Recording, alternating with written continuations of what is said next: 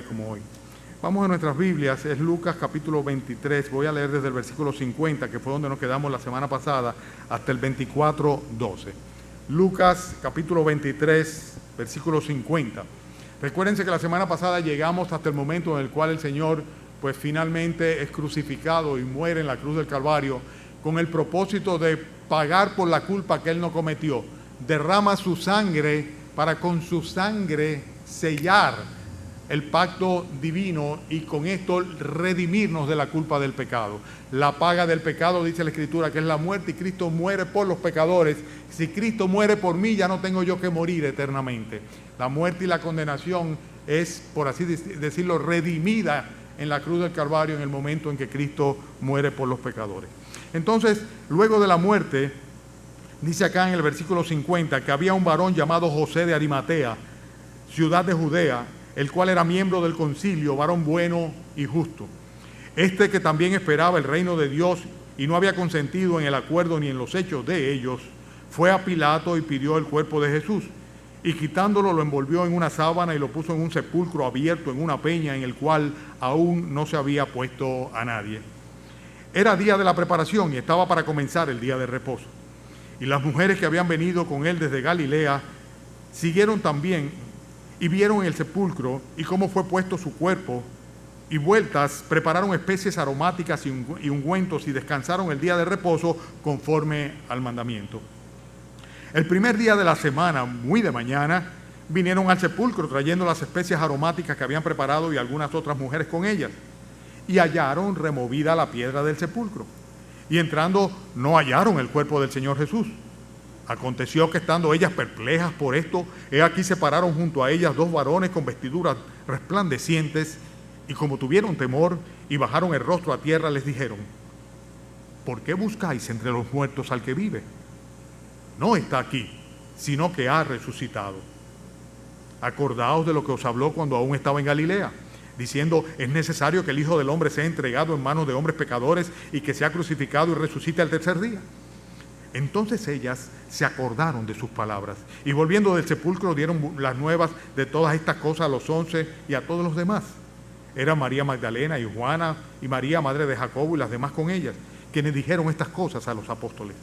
Mas a ellos les pareció locura las palabras de ellas y no la creían.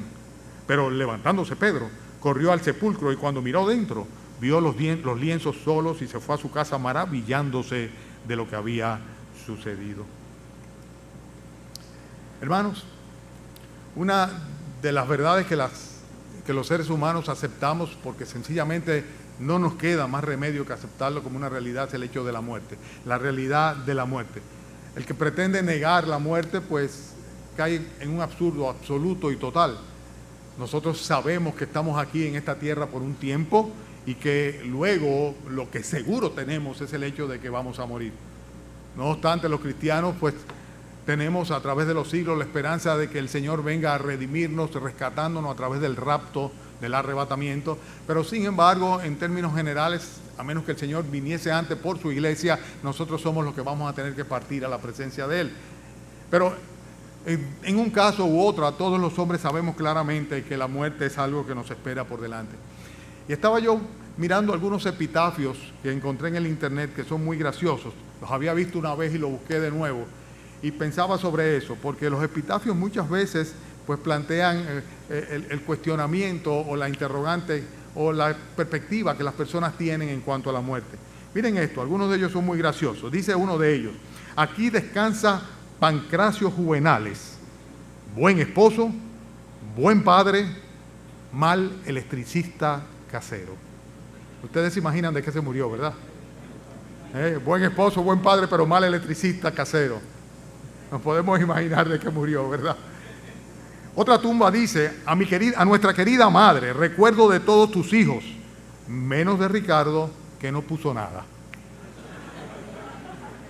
Ese no pagó parte del panteón ni del entierro, Ricardo.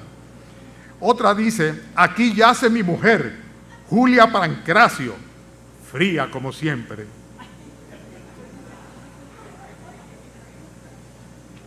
Y miren este otro. Dice: aquí descansa mi querida esposa Brunilda Jalamonte. Señor, recíbela con la misma alegría con que yo te la mando.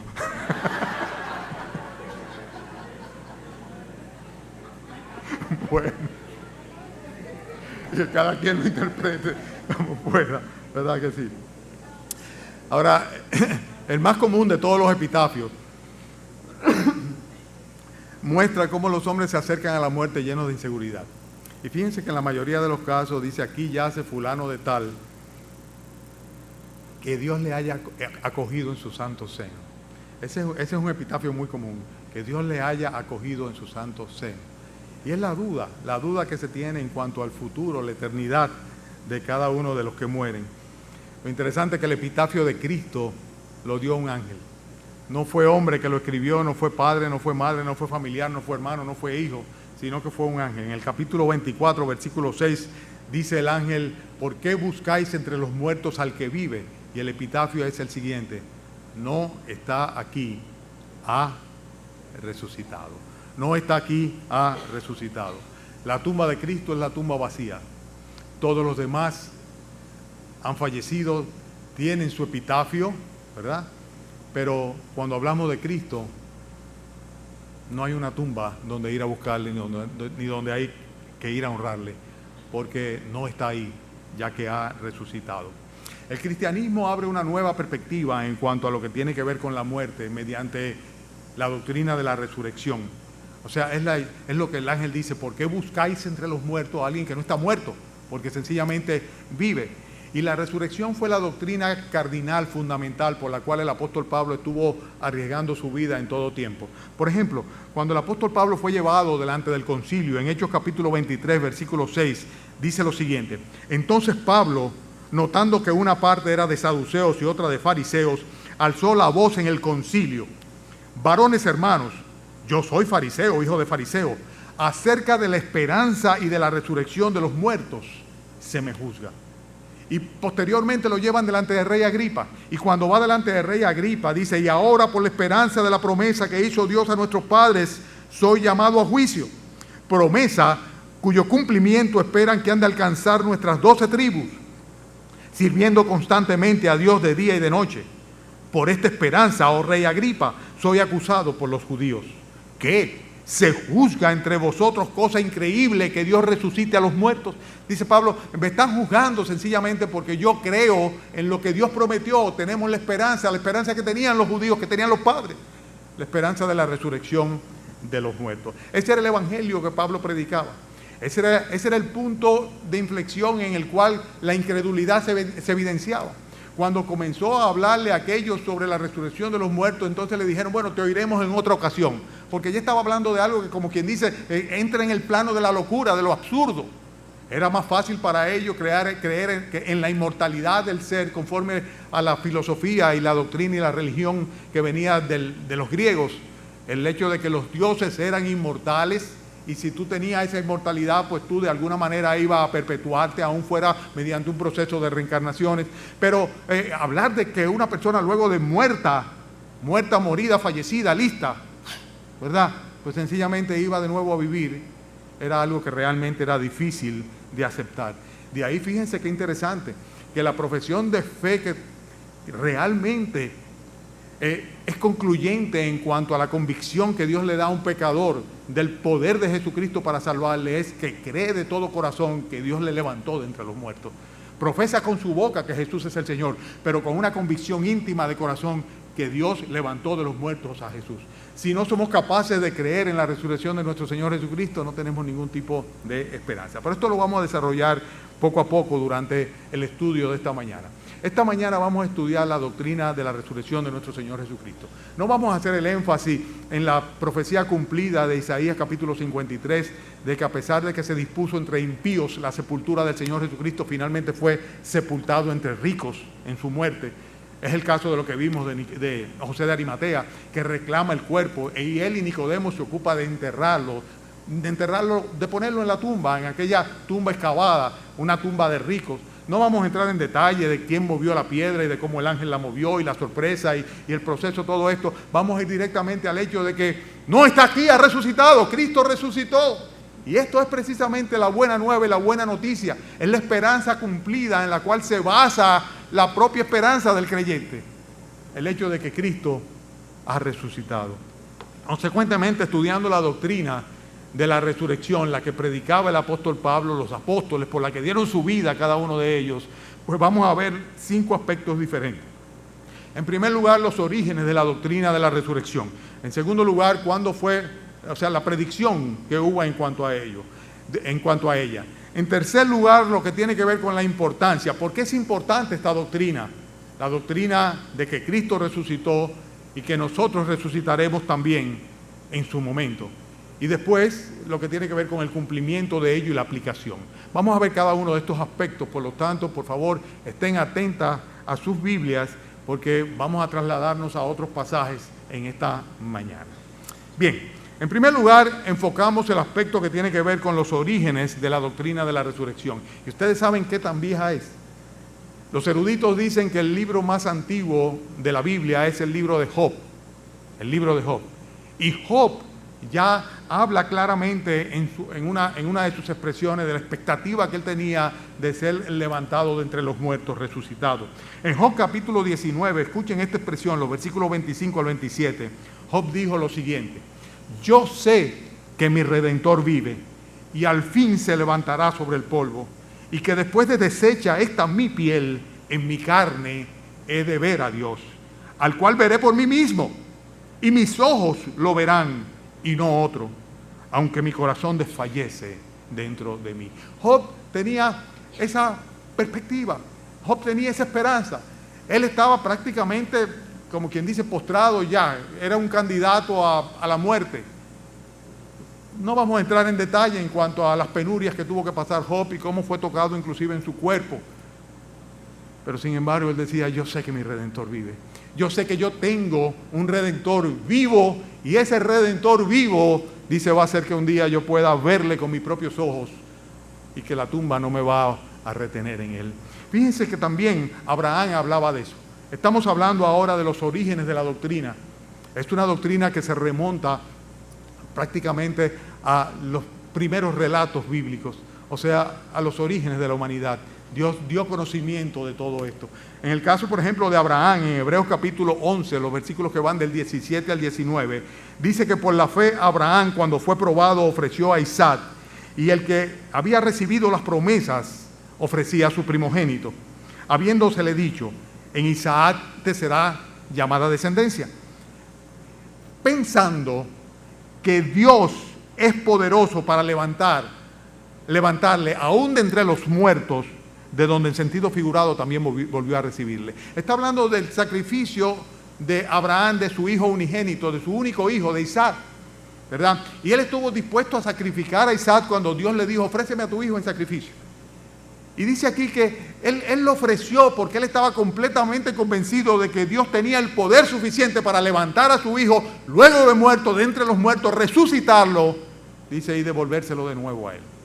La doctrina de la resurrección es una doctrina que estuvo presente en los patriarcas desde siempre. Ahora, es una doctrina que cuando hace referencia sobre todo a la obra de nuestro Señor Jesucristo, es una y en la vida de los creyentes, de los creyentes, de los verdaderos creyentes en Dios, pues nosotros nos damos cuenta que las profecías del Antiguo Testamento, los profetas del Antiguo Testamento hablaron sobre ellas en muchas ocasiones. Solamente para citar algunas voy a hacer referencia a Isaías. Por ejemplo, el profeta Isaías en el capítulo 26, versículo 19 dice lo siguiente: tus muertos vivirán, tus cadáveres resucitarán. Despertad y cantad, moradores del polvo, porque tu rocío es cual rocío de hortalizas, y la tierra dará sus muertos. El profeta Oseas también hizo otro tanto. En el capítulo 13, versículo 14 dice: de la mano del Seol los redimiré. Y la idea es precisamente que va a rescatar de la tumba, del sepulcro, a los suyos el Señor. Dice: los libraré de la muerte. Oh muerte, yo seré tu muerte. Oh Seol, yo seré tu destrucción. Dios advertía y avisaba a través del profeta de que sencillamente Él levantaría a los suyos del polvo de la tierra. El profeta Daniel también habla sobre esto. Daniel capítulo 12, versículo 2 dice que muchos de los que duermen en el polvo de la tierra serán despertados, unos para vida eterna y otros para vergüenza y confusión perpetua. ¿Están conmigo? ¿Están siguiendo? Estamos viendo cómo esta doctrina ha sido anunciada. La predicción de esta doctrina pues se remonta a lo largo de todo el Antiguo Testamento a través del anuncio de los profetas. Inclusive cuando el apóstol Pablo en el libro de Hechos hace referencia a lo que David decía, es interesante, porque dice que en Hechos capítulo 2, el mismo día de Pentecostés, cuando él se levanta y da el primer discurso que se convierte en 3,000 personas, en los versículos que van del 29 al 32, Pedro decía, el apóstol Pedro: varones hermanos, se os puede decir libremente que el patriarca David, que murió y fue sepultado, y su sepulcro está con nosotros hasta el día de hoy, pero siendo profeta y sabiendo que con juramento Dios le había jurado que de su descendencia en cuanto a la carne levantaría el Cristo para que se sentase en su trono, viéndolo antes, o sea, David lo vio antes, dice, y habló de la resurrección de Cristo, que su alma no sería dejada en el Hades, ni su carne vería corrupción. A este Jesús resucitó Dios, de lo cual todos nosotros somos testigos. Pedro decía, nosotros todos somos testigos de que lo que David profetizó cuando decía que el Señor no iba a permanecer en la tierra, que su carne no vería de ninguna manera corrupción, dice, y nosotros somos testigos de eso, porque eso es lo que precisamente anunciaba David. Él no estaba hablando David de sí mismo, sino del Mesías que vendría de su descendencia. O sea, que es una promesa predicha completamente. O sea, hay una predicción de que la resurrección de los muertos sería la esperanza que tendrían los creyentes como consecuencia de que Dios levantaría un redentor por encima de los dolores de la muerte. Ahora, ¿por qué es importante esto? Yo me hice esa pregunta hace muchos años. Oye, ¿qué tanto énfasis en el asunto de la resurrección? O sea, suficiente es con yo saber que yo voy al cielo. O sea, como vaya al cielo no es tan importante, lo importante es que yo voy al cielo. Pero el problema es que a menos que resucitemos no podemos ir al cielo. Ese es el problema. A menos que resucitemos no podemos ir al cielo. Y por eso la importancia de conocer claramente cuál es el contenido de esta doctrina. Yo quiero que ustedes me acompañen en su Biblia en 1 Corintios capítulo 15. Vamos a pasar algunos momentos ahí. El apóstol Pablo en este capítulo, que lo dedica completamente al tema de la resurrección, explica claramente, en primer lugar, por qué tenemos nosotros que ser resucitados, ¿verdad? Y luego el hecho de las consecuencias que tiene el ser resucitado. 1 Corintios capítulo 15, vamos a ir leyendo por parte y vamos a ir llevando la enseñanza. La primera cosa que vemos nosotros en los versículos que van del 39, 1 Corintios 15, 39, ¿lo tienen? 39 hasta el 44, es el hecho de que nuestro cuerpo, el cuerpo que tenemos, o sea, lo que somos hoy día, este cuerpo carnal, no está apto para habitar las moradas celestiales.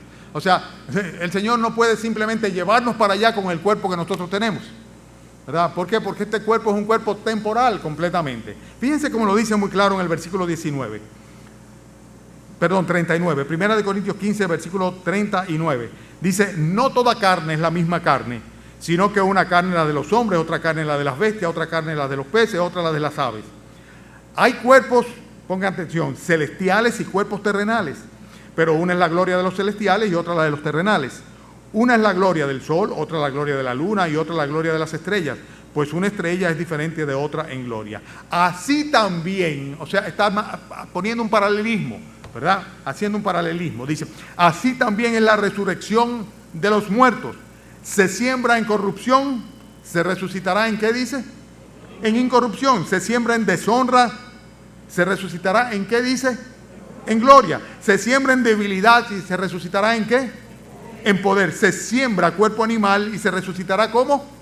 Cuerpo espiritual, porque hay cuerpo animal y hay cuerpo espiritual. Entonces, pura y simplemente, nuestro cuerpo no está apto para habitar en las esferas celestiales. Nosotros necesitamos, para estar en el cielo, oigan bien, un cuerpo en primer lugar que sea incorruptible. Incorruptible, que no se pudra, que no se envejece, que no se destruye. Un cuerpo permanente y eterno. Necesitamos un cuerpo glorificado, y cuando hablamos de un cuerpo glorificado, un cuerpo que no esté bajo la influencia del pecado, donde las pasiones pecaminosas que batallan contra nuestra alma no se manifiesten, donde nosotros sencillamente seamos intocables del pecado. Es un cuerpo ya glorificado, ajeno completamente a las pasiones pecaminosas carnales. Nosotros necesitamos también un cuerpo poderoso. En el versículo 43 habla sobre esto. Y cuando hablamos de un cuerpo poderoso, que necesitamos, estamos hablando de un cuerpo similar a de los ángeles. Dice que tienen el poder especial aquel mediante el cual son capaces de cumplir las órdenes de nuestro Dios. O sea, que nuestro cuerpo es un cuerpo débil, un cuerpo frágil, pero cuando estemos en la presencia del Señor tendremos cuerpos revestidos completamente del poder de Dios. Y también el hecho de que va a ser un cuerpo completamente diferente, un cuerpo espiritual, como dice acá. Necesitamos un cuerpo espiritual. Ahora mismo lo que tenemos es un cuerpo carnal. Tenemos espíritu, tenemos alma, pero tenemos un cuerpo carnal. Pero este espíritu nuestro, esta alma nuestra, para poder pasar a las esferas celestiales, necesita ser revestido de un cuerpo espiritual con características propias a las que tienen los ángeles, distinta completamente a la de nuestra naturaleza temporal. La segunda cosa la vemos nosotros en los versículos que van desde el 45 en adelante, y tiene que ver con la estampa que necesitamos, por así decirlo, el visado que necesitamos. Y dice acá, así también está escrito, versículo 45, fue hecho el primer hombre, Adán, alma viviente, el postrer Adán, espíritu vivificante. Mas lo espiritual no es lo primero, sino lo animal, luego lo espiritual. El primer hombre es de la tierra, terrenal. El segundo hombre, que es el Señor, es del cielo. Cual el terrenal, pongo énfasis aquí, cual el terrenal, tales también los terrenales. ¿Y cuál es celestial? También los celestiales. Y así como hemos traído la imagen del terrenal, traeremos también la imagen del celestial. ¿Qué es lo que está diciendo aquí pura y simplemente? También haciendo un paralelismo. Está haciendo el paralelismo en cuanto a Adán y Cristo. Dice, nosotros tenemos la imagen, la naturaleza de Adán, pero para poder estar en el reino de los cielos nosotros necesitamos tener la imagen o la naturaleza de Dios. Y esto es algo que Dios nos da para que seamos capaces de ser herederos del reino de Él. Y esto es precisamente lo que se llama restaurar la imagen perdida, la imagen de Dios perdida en el pecado de Adán, nuevamente a aquellos que van a ser moradores de los cielos porque Dios ha restaurado su imagen a través de Jesucristo en nosotros. Hermanos, es necesario parecerse a nuestro Señor Jesucristo para poder ser contado entre los herederos del reino de los cielos. O sea, tenemos que venir a ser como Cristo. Y esta imagen de Cristo no es propia de nosotros, es algo que Dios nos tiene que dar. Es algo que Dios nos tiene que por así decirlo, que imputar o que sellar o que otorgar o que donar o que regalar, porque nosotros no somos capaces por nosotros mismos de llegar a tenerla. Consecuentemente, lo dice aquí muy claramente, o sea, debemos no solamente dejar atrás la imagen del Adán caído en el pecado, destituido de la gloria de Dios, sino que debemos tomar la imagen de Cristo, y esto lo hace Dios de su voluntad. La tercera razón lo vemos nosotros en los versículos que van del 50 al 57. Estamos hablando de la importancia de la resurrección. ¿Por qué tenemos que resucitar para ir al reino de los cielos? ¿Por qué es necesaria la resurrección? En primer lugar, es necesaria porque este cuerpo no está apto para habitar en las esferas celestiales, en las moradas celestiales. En segundo lugar, porque no tenemos la estampa del segundo Adán, sino la del primer Adán, la del hombre pecador. Y necesitamos la otra imagen, la imagen de Dios, que Él es quien la otorga. David decía, yo estaré satisfecho cuando despierte a su semejanza. Esa era la esperanza del profeta David. Dice, cuando yo esté ya haya abierto los ojos delante del Señor, que despierte teniendo la semejanza del Señor, entonces cuando yo voy a estar satisfecho. En el capítulo 15, versículo 50, vamos a ver la tercera razón. La tercera razón por la cual es imprescindible la resurrección. ¿Están conmigo? Primera de Corintios 15, versículo 50. Pero esto digo, hermanos, que la carne y la sangre no pueden heredar el reino de Dios, ni la corrupción hereda la incorrupción. He aquí os digo un misterio, no todos dormiremos, pero todos seremos transformados. En un momento, en un abrir y cerrar de ojo, a la final trompeta, porque se tocará la trompeta, y los muertos serán resucitados incorruptibles, y nosotros seremos transformados, porque es necesario que esto corruptible se vista de incorrupción, y que esto mortal se vista de inmortalidad.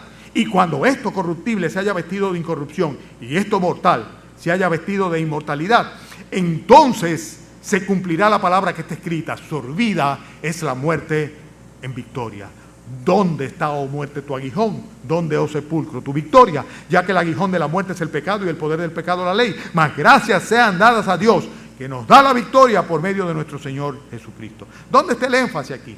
Aquí está planteando lo importante que es el hecho de que la maldición de la muerte sea absorbida en victoria, por el hecho de que la muerte en sí misma no hace otra cosa que sencillamente declararnos pecadores condenados. Es muy interesante. Dice de una manera muy clara acá que la carne y la sangre no pueden heredar de ninguna manera la vida eterna. Y por eso, en el versículo 51 y 52, habla de una de dos posibilidades. Hice referencia a ello hace un rato.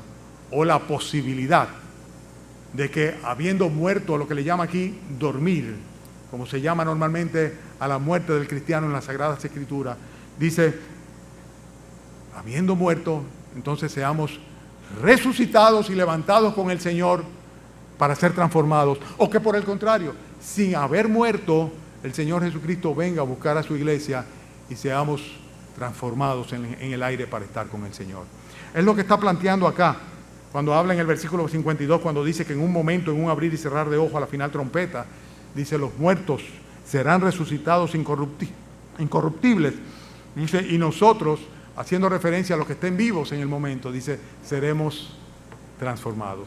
Una transformación de incorrupción de corrupción a incorrupción. Seremos levantados incorruptibles. Fíjense, hermanos, que esto es importante, tan importante que en dos ocasiones dice es necesario. En el versículo 53 dice, porque es necesario que esto corruptible se vista de incorrupción y esto mortal de inmortalidad. O sea, es algo que no es opcional, o sea, es una necesidad que hay, porque no hay ninguna manera como nosotros podemos llegar al reino de los cielos si antes no vencemos la sentencia y consecuencia de la muerte. La Biblia dice que el pecado trae la muerte y que por cuanto todos nosotros pecamos estamos destituidos de la gloria de Dios, porque la paga del pecado es la muerte. Y por eso dice que la muerte se evidencia que ha pasado a todos los hombres por cuanto cada uno de nosotros es pecador. O sea, todos pecamos, todos estamos destituidos de la gloria de Dios, todos vamos a morir, a menos que alguno esté vivo en el momento que el Señor retorne. Pero en un caso o en otro, sea que esté vivo en el momento que el Señor retorne, o sea, como han pasado durante 20 siglos, que los creyentes han muerto con la esperanza de la resurrección. Y como desde antes de eso vemos, desde el inicio de la creación del mundo, los creyentes han esperado ser levantados, pues que el Señor, el día que venga por su iglesia, les levante y les lleve con Él, con cuerpos transformados. Fíjense, hermanos, como dice acá, en el versículo 53. Versículo 53. Es necesario que esto corruptible se vista de incorrupción, y cuando esto corruptible, versículo 54, se haya vestido de corrupción y esto mortal se haya vestido de inmortalidad, entonces es que se va a cumplir la promesa de Dios de que la muerte va a ser vencida completamente. Entonces ya no va a haber más muerte, entonces no va a haber necesidad de más resurrección. Por eso era necesario que Cristo también muriera y resucitara. Pero no nos quedamos ahí, hermanos. Vamos a otro texto, que es a continuar en el texto. En 1 Corintios capítulo 15, pero en este caso vamos a los versículos que van del 1 al 18. No voy a leer todo el texto. Voy a hacer énfasis solamente en la parte más importante. Ustedes saben otro motivo por el cual esta doctrina de la resurrección es tan importante. Porque ese es el motivo o el centro de la predicación del Evangelio. O sea, el Evangelio consiste precisamente en eso, en la esperanza bienaventurada que tenemos de que la tumba no es nuestro destino final ni tampoco la condenación, si nosotros recibimos de Cristo el perdón y el regalo de la vida eterna. Pablo lo plantea aquí en el versículo 13, enfatizo el versículo 13 del capítulo 15, cuando dice, si no hay resurrección de los muertos, ¿qué dice? Tampoco Cristo resucitó. Y si Cristo no resucitó, vana es entonces nuestra predicación. En otras palabras, ¿qué es lo que estamos predicando el Evangelio? Si estamos predicando a un muerto. Vana es nuestra predicación, vana también nuestra fe. Y somos hallados falsos testigos de Dios, porque hemos testificado de Dios que Él resucitó a Cristo, el cual no resucitó si en verdad los muertos no resucitan. Porque si los muertos no resucitan, tampoco Cristo resucitó. Y si Cristo no resucitó, vuestra fe es vana y aún estáis en vuestros pecados. En otras palabras, si Cristo no resucitó, nosotros estamos predicando una mentira, un evangelio falso, estamos muertos en nuestros delitos y nuestros pecados, no tenemos de ninguna manera la esperanza de la resurrección de los muertos y consecuentemente lo único que nos espera es la condenación eterna. La gran esperanza del creyente es precisamente el hecho de que Cristo resucitó y que nosotros vamos a ser, mediante el poder de Dios, resucitado también de entre los muertos. En Primera de Pedro, capítulo 1, los versículos 3 y 4 dicen lo siguiente: bendito el Dios y Padre de nuestro Señor Jesucristo, que según su grande misericordia nos hizo renacer para una esperanza viva por la resurrección de Jesucristo de entre los muertos. Qué bendición, qué bendición. Para una herencia incorruptible, incontaminada, inmarcesible, reservada en los cielos para vosotros. Dice, nosotros tenemos una esperanza viva. ¿Ustedes saben por qué? Dice Pedro, porque Jesucristo resucitó de entre los muertos. Porque Él vive, nosotros viviremos. Porque Él vive, nosotros viviremos. Dice la Biblia que si nosotros solamente esperamos en Cristo como hombre, dice, somos los más dignos de conmiseración de todos los hombres. Pero sin embargo, Cristo ha resucitado de los muertos y ha sido hecho primicia de los que durmieron. El primero de la resurrección, nuestro Señor Jesucristo. No estoy hablando de resucitaciones. El mismo Cristo hizo resucitaciones. Hizo resucitaciones de personas que volvieron a la vida y luego volvieron a morir. ¿Verdad? Estamos hablando de resurrección. Resurrección en un cuerpo inmortal, en un cuerpo poderoso, en un cuerpo glorificado, en un cuerpo incorruptible, que es precisamente la esperanza que tenemos cada uno de los que hemos confiado en Cristo. El cumplimiento de esta doctrina de la resurrección la vemos nosotros claramente en los versículos del 19 al 26. Vayan conmigo allá. Primera de Corintios 15, versículo 19. ¿Están conmigo? Si en esta vida solamente esperamos en Cristo, somos los más dignos de conmiseración de todos los hombres. Oye, cualquiera que lee ese versículo solo dice, ¿cómo? ¿Cómo? Si esperamos en Cristo somos dignos de conmiseración. Pero por eso la Biblia hay que leerla y estudiarla en su contexto. ¿De qué viene hablando? De lo que dice después. Viene hablando de lo mismo que dice después. Mas ahora Cristo ha resucitado de los muertos. O sea, si es en un Cristo que sencillamente está muerto, en un Cristo el hombre que murió, pero estamos hablando de un Cristo resucitado. Y Él es, dice, hecho primicia de los que durmieron, porque por cuanto la muerte entró por un hombre, haciendo referencia a Adán, versículo 21, también por un hombre, haciendo referencia a Cristo, la resurrección de los muertos. Porque así como en Adán todos mueren, ¿qué dice luego? También en Cristo todos serán vivificados, pero cada uno a su debido orden. Y aquí habla del orden de las resurrecciones. Y dice, Cristo las primicias, luego los que son de Cristo en su venida, y luego el fin, cuando entregue el reino al Dios y Padre, cuando haya suprimido todo dominio, cuando toda autoridad y potencia, porque es preciso que Él reine hasta que haya puesto a todos sus enemigos por debajo de sus pies, y el postrer enemigo que será destruido es la muerte, es la muerte. Hermanos, qué precioso esto. La doctrina de la resurrección de los muertos se cumple en la persona de nuestro amado Señor y Salvador Jesucristo. Cristo entregó su vida por nosotros, la puso voluntariamente para tomarla voluntariamente también. Y con esto demostrar a los hombres el poder que tiene para también darnos vida a nosotros. No solamente perdonar nuestros pecados, no solamente limpiar nuestras almas, no solamente librarnos de la condenación del Eterno, sino darnos una nueva naturaleza, una nueva vida y una herencia celestial. Eso es precioso. Cristo es el modelo, la primicia, el primero de los resucitados. Y luego dice la Escritura acá, en el mismo orden que está hablando de los cristianos, dice en el versículo 22, primero Cristo, las primicias, dice luego los que son de Cristo. Ahí estoy yo. Ahí estoy yo. Y tú estás ahí.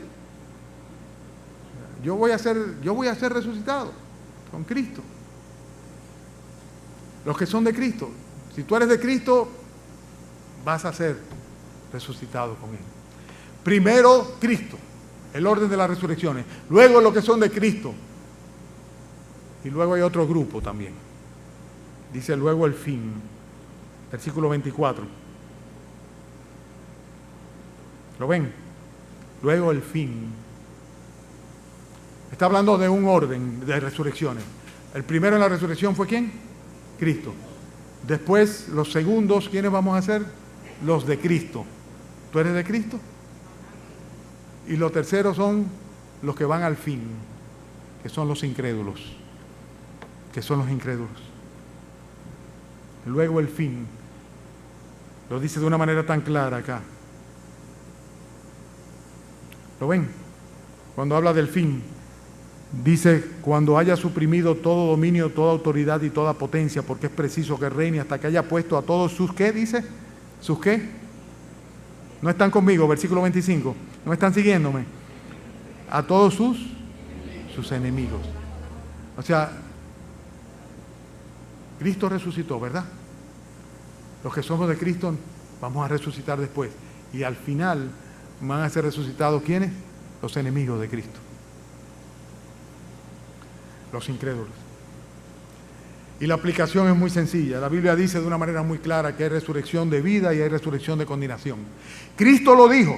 En el capítulo 5 de Juan, los versículos 28 y 29, Cristo dijo, no os maravilléis de esto, porque vendrá la hora cuando todos los que están en los sepulcros oirán la voz del Hijo de Dios, y los que la oyeren, dice, van a salir. Los que hicieron lo bueno saldrán a resurrección de vida, mas los que hicieron lo malo a resurrección de condenación. Dos resurrecciones diferentes.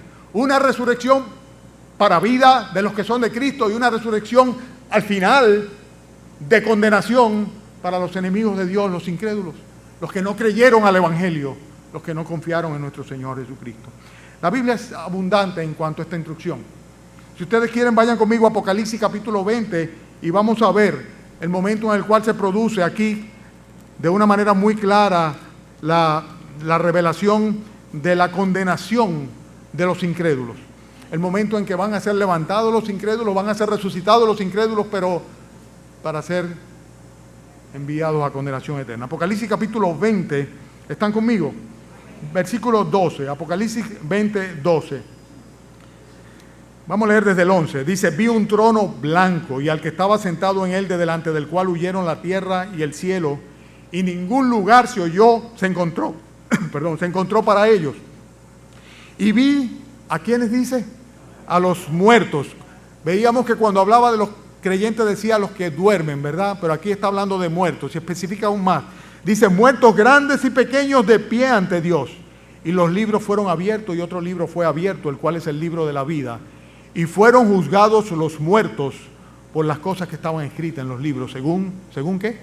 Según sus obras. Nosotros sabemos que los creyentes no vamos a ser juzgados por nuestras obras. ¿Por qué? ¿Por qué? Porque nos arrepentimos de nuestras obras, el Señor Jesucristo nos limpió de nuestro pecado, echó nuestro pecado en el fondo del mar y por fe, no por obras, hemos sido salvos. Dice que la salvación es por gracia, por medio de la fe y no es por obra. Si fuera por mis obras, lo único que me espera es la muerte eterna, la condenación. Estar en la lista de los que se van a poner de pie delante del juicio del gran trono blanco cuando el Señor va a juzgar a los muertos. Pero como no es por mi obra, porque mis obras fueron clavadas en la cruz juntamente con Cristo, sino por mi fe en Él. Por eso es que voy a ser juzgado. Consecuentemente, si Cristo pagó por mis pecados, ya no tengo yo que pagar por ellos. Pero estamos ahora en la resurrección de los condenados, la que se produce al fin, ¿verdad? Al fin de los tiempos, ¿verdad? ¿En qué versículo me quedé? ¿Alguien sabe? En el 12. Y vi a los muertos grandes y pequeños de pie ante Dios, y los libros fueron abiertos, y otro libro fue abierto, el cual es el libro de la vida, y fueron juzgados los muertos por las cosas que estaban escritas en los libros según sus obras. Y dice el versículo 13, y aquí está hablando de la resurrección. Y el mar entregó a los muertos que había en él. Y la muerte y el Hades es el sepulcro. entregaron los muertos que había en ellos. El Hades es también el lugar de condenación, el infierno. Y dice, se usa indistintamente, lugar de los muertos, lugar de sepulcro, lugar de condenación. Y dice, y la muerte y el Hades se entregaron los muertos que había en ellos y fueron juzgados cada uno según su fe en Jesucristo. No, dice según sus obras, ¿verdad? Porque no confiaron, no creyeron en Jesucristo. Y entonces, ¿qué dice luego? Y la muerte y el Hades fueron lanzados al lago de fuego. ¿Y esta es qué dice? La muerte segundo, y el que no se halló inscrito en el libro de la vida fue lanzado en el lago de fuego. Hay resurrección de vida y hay resurrección de muerte. Resurrección de condenación. La muerte segunda le llama la Escritura a esta que va a venir como consecuencia del juicio del gran trono blanco. Dios va a probar a cada pecador que por sus obras merece la condenación del lago que arde con fuego y azufre y que es la muerte segunda. Pero la otra resurrección es la resurrección de vida. La resurrección de vida que se cumple en la persona de nuestro Señor Jesucristo. ¿Y saben cuándo se hace efectiva? En el momento en que creemos en Él, en que confiamos en Él. Ustedes se recuerdan las palabras del Señor Jesucristo cuando fue a ver a las hermanas que estaban llorando por Lázaro que había muerto. El Señor les dijo, yo soy la resurrección y la vida. Yo soy la resurrección y la vida, dijo el Señor Jesucristo. El que cree en mí, aunque esté muerto, vivirá. Y todo aquel que está vivo, que vive y cree en mí, no morirá para siempre. Porque yo soy la resurrección y la vida. ¿Crees esto? Marta le respondió, sí, Señor, yo he creído que tú eres el Cristo. De eso depende todo. La eternidad nuestra depende de que nosotros creamos en Cristo, de que creamos en el poder que Él en su condición de Dios tiene para perdonar nuestros pecados, de que confiemos nuestras vidas, nuestras almas, nuestra eternidad en sus manos, de que nos arrepintamos de todo corazón de nuestros pecados y le convencemos a Él de que nosotros ciertamente lamentamos haberle herido y queremos acogernos a su gracia y a su misericordia. Y esto solamente podemos hacerlo por medio de la fe. Yo soy la resurrección de la vida. Bienaventurado y santo, dice la Escritura, el que tiene parte en la primera resurrección, porque la segunda muerte no tiene potestad sobre ellos, sino que serán sacerdotes, hijos de Dios y de Cristo, y reinarán con Él 1000 años. Bienaventurado y santo el que tiene parte en la primera resurrección. ¿Cuál deberá ser el epitafio de tu tumba? Comenzamos hablando de epitafios, muy gracioso, por cierto. Pero qué triste si finalmente el epitafio real de la tumba de uno de nosotros, el real llega a ser, aquí yace fulano de tal, condenado a sufrir para siempre en el lago de fuego. Así como de real era el anunciado por el ángel, ¿por qué buscáis entre los muertos el que vive? No está aquí, ha resucitado. Así sería de triste y de real que tu epitafio dijera, aquí yace, condenado por una eternidad al lago que arde con fuego y azufre. Pero tal vez tu epitafio puede ser diferente. Aquí yace fulanita o fulanito, redimido por el Señor Jesucristo para la vida eterna por medio de la fe en su sangre. Uno de los dos epitafios, explícita, implícita, tácita o sobreentendidamente, va a estar en la tumba de cada uno de nosotros, con la esperanza de ser levantados un día para reunirnos en cuerpos inmortales y poderosos a reinar juntamente con Cristo, o por el contrario, destinados a ser levantados por igual, pero para sufrir eterna perdición. La doctrina de la resurrección. ¿En qué momento vas tú a resucitar? Cristo las primicias, luego lo que son de Cristo en su venida y luego el fin. En la venida de Cristo o en el final de los tiempos. Pregúntatelo a ti mismo. Y si acaso tú no tienes seguro, si no estás completamente segura de que tú vas a ser resucitada, resucitado el día que el Señor Jesucristo venga a reinar, entonces habla con Él. Venga a cuentas con Él ahora, para que tus obras sean borradas y no seas juzgado conforme a tus obras. Vamos a orar. Puedes hacerlo desde tu lugar. Confío que nadie va a distraerte. Habla con Dios.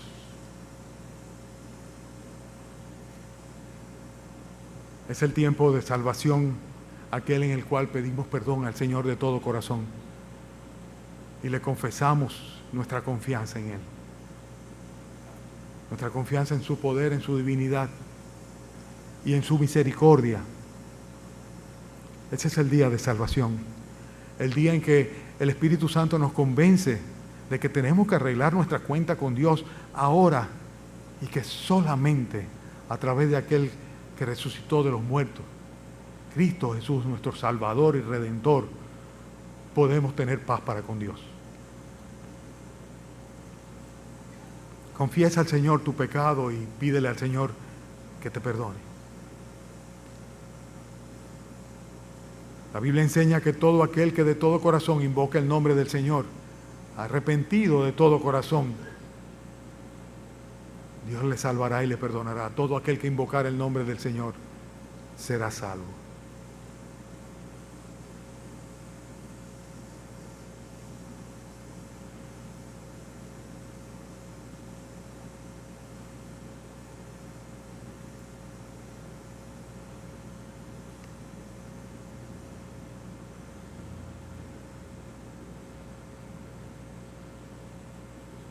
Padre nuestro, despídenos con tu bendición en esta mañana, Señor, y obra en cada corazón.